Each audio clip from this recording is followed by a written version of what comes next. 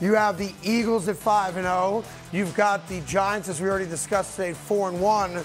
And to round out the best division of football right now, the Dallas Cowboys go to 4-1 as well, holding the Rams to goose eggs in the second half. They don't score a single point. And really, other than the one great catch and run by Cooper Kupp for a touchdown against Diggs, they don't score in that game. Field goals no longer count. They scored 10 points in the entire game. And Cooper Rush, who's now undefeated for 5 consecutive weeks in his NFL career, completed a Jimmy G-like 10 passes. And let's be honest, that's the recipe to winning. Yeah. The Niners blew out, who do they play? The Panthers. Of course, it's Carolina. But this is the Jimmy G way. Less is more. Manage the game. Great defense. Rams offense stinks right now and walk away with a 12-point victory. So you got the best division of football. Undefeated, 4-1, 4-1. Let's walk through the Dallas Cowboys. You know what the question is going to be now as they get ready for the game of the year at this point. Cowboys, Eagles, Sunday night. Who's your quarterback? Is Dak ready? Yes! I mean, that's an easy one. If he's not ready, it's Cooper. He's ready. Who goes? If he's ready, you go with Dak. You go with Dak. I'm going to tell you why you go with Dak. Don't you want to win? No, I do want to win. I'm going to tell you why you go with Dak. Because if we were winning because of Cooper Rush, then you have to answer questions. If you're winning because of your defense, which they are, and their running game, then you have an opportunity to allow Dak to get back in there and insert and still do what Cooper Rush is doing or more. So for me, this defense is the reason why they're winning. So it's bought them 4 wins. Yeah, listen, I mean, you could have made the argument after week 1 when he got hurt. I even said it on this show. I said it's a wrap. Season's over. Because I knew nothing about Cooper Rush other than, all right, great, he won 1 game a year ago against the Minnesota Vikings. He got cut at the end of the summer. They put him on the practice squad originally. So how could anyone anticipate that he would be at the level he's played right now, which is really, really good? But I guess the question is, and I don't know what it's like being in a locker room when you guys have a good thing going and you win. You win again. You win again. You win again. And even though it's easy to say and correct to say, well, they start the game off with a strip sack fumble, Dexter Lawrence for a touchdown, bang, 7-0 out of the gate. And you've got the best defensive player, and you run the hell out of the ball. Pollard there with one of the great, most beautiful touchdown runs you're going to see this year. You're winning. So we play it out. If you bring Dak back against a 5-0 Eagle team, and they lose, even if it's not his fault, you know what's going to happen the next day. We won 4 straight games with Cooper Rush. We brought Dak in, and we lost. And that's the only argument people are going to make. They're not going to get into the weeds of, well, I mean, Dak threw for 350 yards and 3 touchdowns, whatever it might be. So don't you embrace the winning, and then as soon as it goes south, bring him back. So, yeah, you would think that would be the smart thing to do, to just do that. But when you're paying a guy as much money as you're paying Dak Prescott, you're going to put him on the field, period. That's just the way it's going to go. But if I'm in the locker room and I'm sitting here and Cooper Rush is doing he's literally doing all we've ever asked him to do. He's opened up this offense. The reason why he's opened up his offense to look good, because it's not a Dak heavily run offense.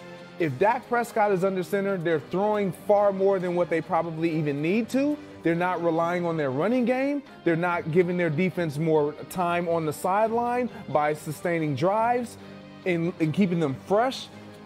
That's where I kind of start to question, like, man, maybe we do stick with Cooper Rush. Yeah, well, listen. If I'm a player. And the unsung story here is not Cooper Rush, because we talk about him every week because he's the quarterback of the Dallas Cowboys. And it's not Ezekiel Elliott either. He's got the big name and the big contract. Tony Pollard is their best offensive player right now. And that's all due respect to CeeDee Lamb, who is a legitimate stud.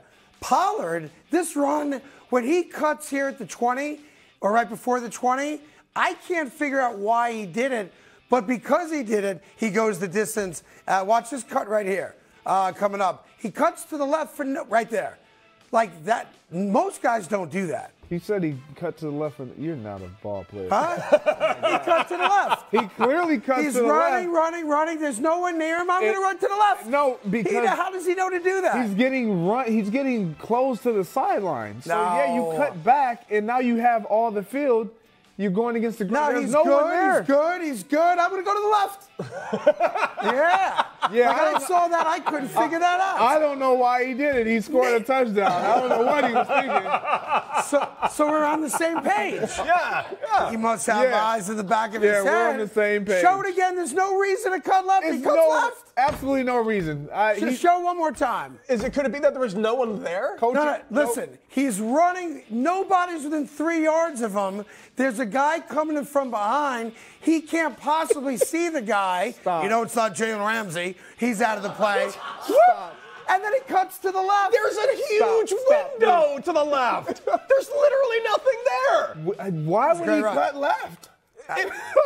When you're driving, have you ever turned left? That's a great run right there. That's a great run. I don't know why he cut left. I can't figure out how he knew to cut left. That's crazy. Because he has eyeballs, and he saw left, and there was no one there. No, he went left because there's a guy behind him. So he shook that guy and went to the left. Stop it. I don't know. I know this. I know they're 4-1. Yep. I know the Giants are 4-1. I don't know for all the talk that the AFC West was going to be the deepest, best, division in football. They're not. The NFC East right now today, clearly things could change, is the best division in football. Throw the Commodores into the water. They don't exist. They stink. It's the end of Carson Wentz's career because he's a train wreck. Yes. Boom. Okay. You got a 3-horse race, and Sunday night's going to be great. It's going to be. You couldn't ask for more in a better stage. Sunday night football, Eagles, Cowboys, the rivalry, all the glitz, the glam. Yeah. And if I'm the Eagles, you're kind of irritated. You're irritated because you're 5-0. Yeah. Dak Prescott is out. Right. Well, and the Cowboys is right there breathing down your neck. Not just that, you're 5-0. You've played great football. Yeah. I mean, amazing. Great football. You've got the Dak Prescott-less Dallas Cowboys, and you've got Danny Jones. Yeah. Right? Danny Dimes, man. And other than Saquon, not a single guy you could pick out of a lineup a game behind you as well. Like, literally, a couple weeks ago, we all probably thought the Eagles are running away with this division. Sure. But they have to, and this is as players I've been there. I can't say we've all been there. But I can Cody, say you've probably been there. I can say I've never been there. Exactly. Where we've been great as a team in Green Bay, and the Vikings just now all of a sudden you guys want to be good?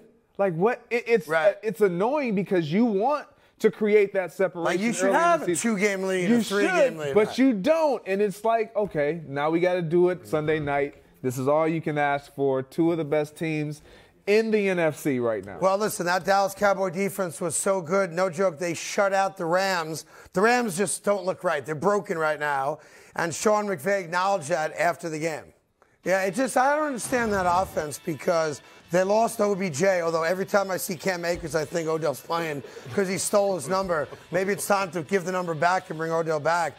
But Matthew Stafford's not playing well. With Whitworth retiring, they didn't replace him. He's under pressure the entire game. But if I told you in any game this year at home at least, because weather could be a factor on the road, that offense is going to get shut out for an entire half, you would tell me I'm crazy because we saw them. Like when that offense is clicking, it's as good as any offense in football. But Allen Robinson never gets the ball. If you double Cooper Kupp, somehow he still makes plays because he's that good. They don't run the ball at all. And outside of the fact that nobody else in the division is going to run away with the division, so they're going to be alive all year. San Francisco right now has got a 1-game lead over everybody else. But if you're a Rams fan, that team right now is broken. And I don't know how you fix it. Well, it starts up front. Everything that Sean McVay and this style of offense wants to do is off of the run.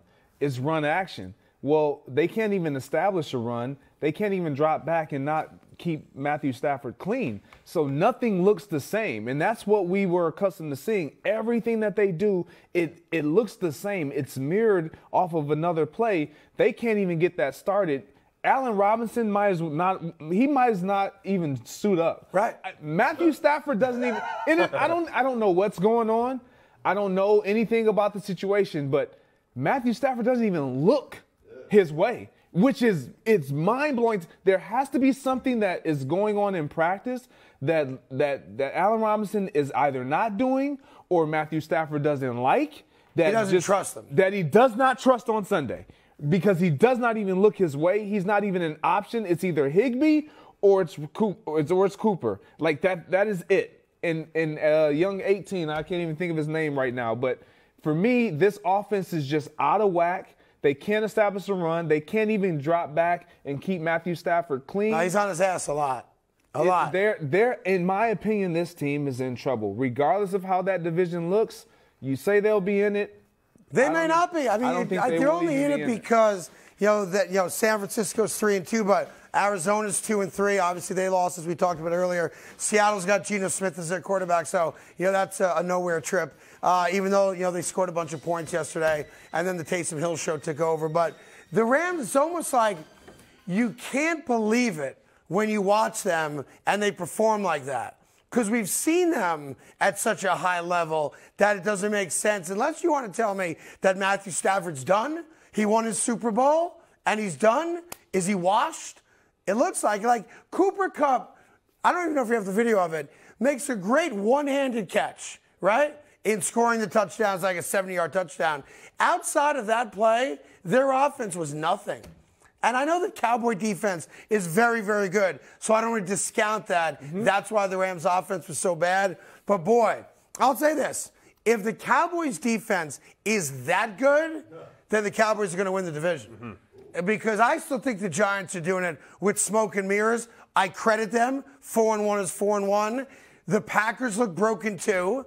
They don't know what they're doing offensively. Aaron Rodgers looks as bad as I've ever seen him play. You know better than me on that. It's like a disjointed offense. Now you have running backs coming out, questioning decisions at the line of scrimmage. If the Cowboys' defense is that good, Cowboys win this division. I don't know. I'm still sold on the Eagles. Sunday night's going to tell me a lot. Sunday night's going to tell all of us a lot. Yes, it is. Because is it the Cooper show or is it the Dak show? And I want to acknowledge on Friday last week when I do the predictive segment with the bubbling cauldron, the headline was, "Not so super for Cooper." I got one wrong.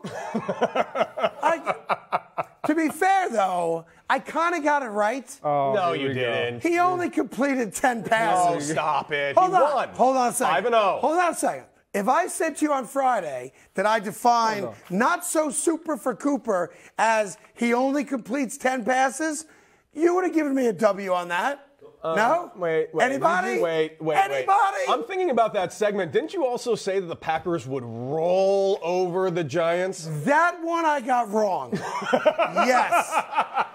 That one I got wrong. I didn't know there was going to be a groin massage on the sideline. I mean, I got that one wrong. Don't shake your head at me. I'm shaking your head because you're on Cooper Rush for completing 10 passes. Zach Wilson completed 14. That's right. That's like 30% more.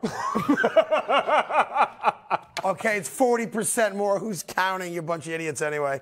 Hey there, thank you so much for watching The Carton Show. You can subscribe right here to get all the latest bits and segments from the show. And by the way, while you're at it, we have a lot of great shows on FS1, so check them out too.